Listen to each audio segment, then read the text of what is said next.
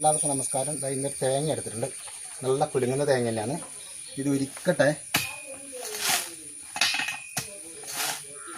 അപ്പോൾ ഇത് ഉരിച്ചെടുത്തിട്ട് നമ്മൾ മുട്ട പൊട്ടാതെ കണ്ട് തേങ്ങ പൊട്ടിക്കുന്നതായിരിക്കും.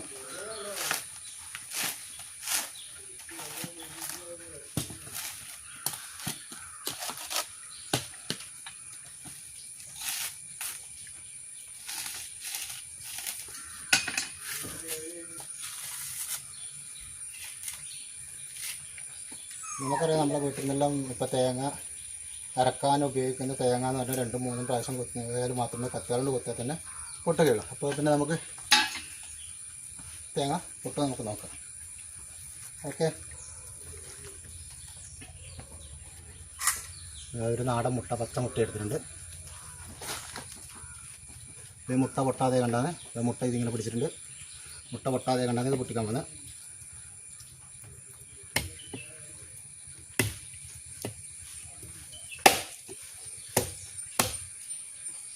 ഹായ് ഗ്യാസ്, നടുവ പൊട്ടിയിട്ടുണ്ട്.